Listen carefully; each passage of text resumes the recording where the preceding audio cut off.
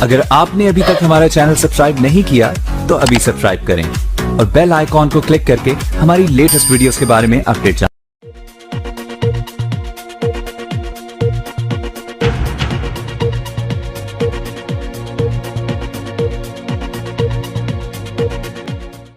नमस्कार, मैं नितिन रसुंदी, विजियाना निमाड़ न्यूज़ की नवरात्रि विशेष रिपोर्ट में आपका स्वागत है। हम मौजूद हैं श्रद्धा सबूरी के उस मार्ग पर जहां भक्तों को सुख और समृद्धि प्राप्त होती है। ये वही मार्ग है जहां पिंडी रूप में माता एक गुफा के अंदर अपने सह परिवार के साथ विराजमान है।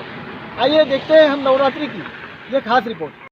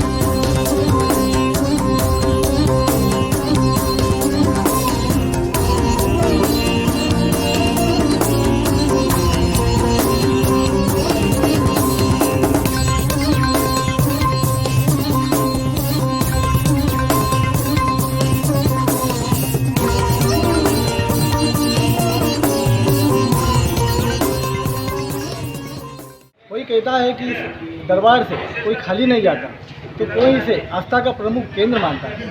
यही कारण है कि सन 1940 के दशकों में निर्जन रहने वाला यह स्थल आज आस्था का प्रमुख केंद्र बन चुका है।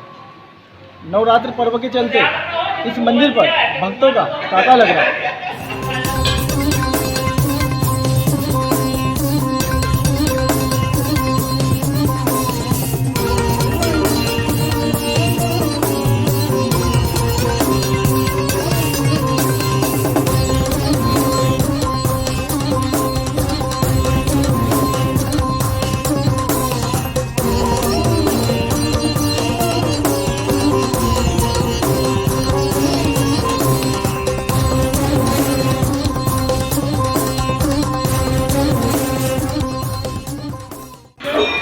कालीन देवी महालक्ष्मी धाम के अंदर, और यही वह गर्भगृह है जिसके अंदर पिंडी रूप में माता महालक्ष्मी जी विराजमान है।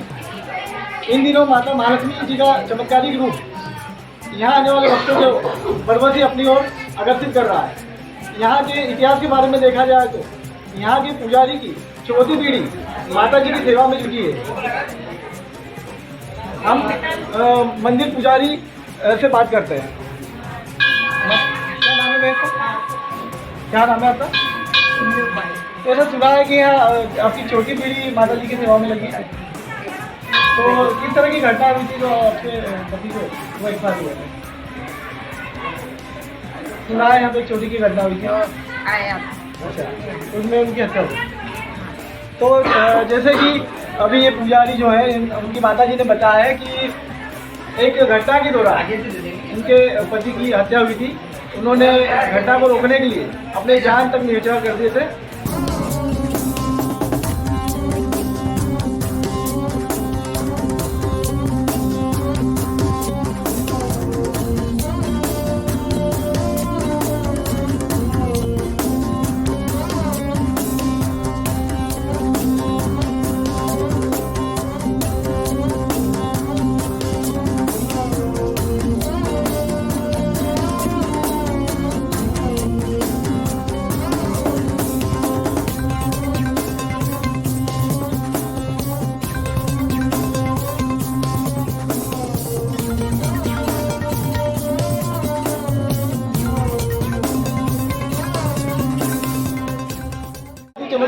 माना जाता है।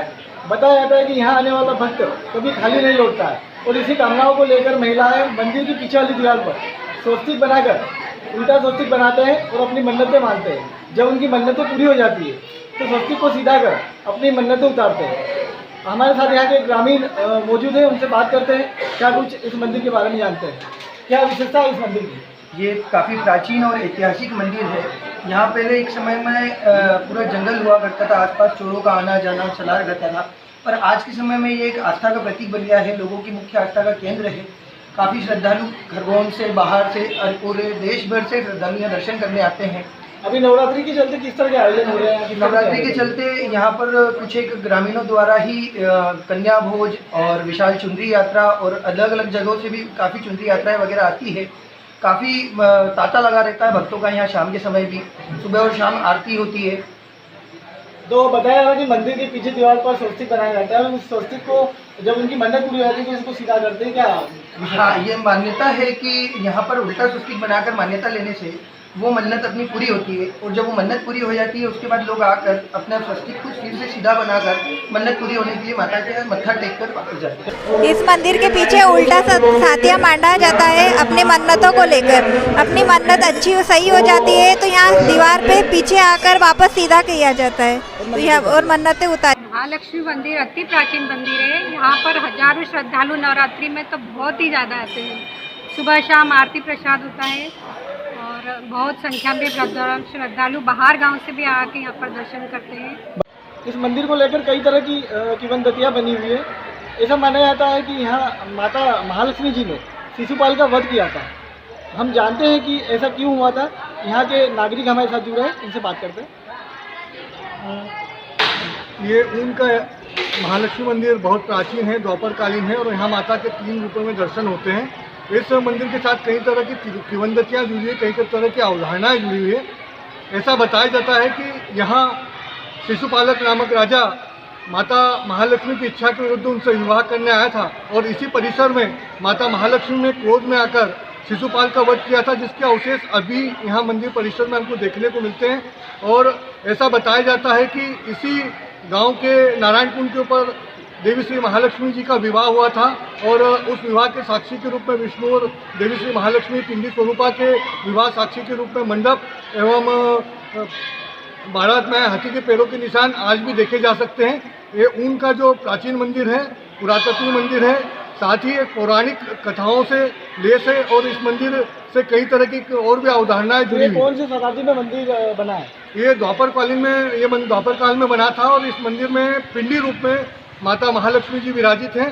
और ये मंदिर पहले एक निर्जन स्थान हुआ करता था। यहाँ चोर डाकू और डकैतों के भय से बताया जाता है कि प्रति मंगलवार को कोई सूबेदार यहाँ मंदिर के लिए आते थे और उन्होंने ये मंदिर में मंगलवार आरती कर इसे आज इतना बड़ा स्वरूप दिया है। हाँ, इस मंदिर के प्रथम जीर्णोद्धार का जो बेड़ा था भगवान दीन सूबेदार जो थे उन्होंने उठाया था और 1940 के दशकों में एकदम निर्जन स्थान हुआ करता था। सबसे पहली बार यहाँ ग्वाले आए थे, जो ग्वालों ने इस मंदिर को देखा, फिर उन्होंने गांव में जाकर बताया कि इस तरह का मंदिर जंगल में है और गांव के लोग फिर 8 दिन में एक बार आकर यहाँ पूजा किया करते थे और इसका प्रथम जीर्णोद्धार भगवान दीन सूबेदार के द्वारा किया गया था। तब से ये मंदिर आज आस्था का केंद्र बन गया है और जिले में ही नहीं पूरे प्रदेश और देश भर में प्रसिद्ध हो चुका है।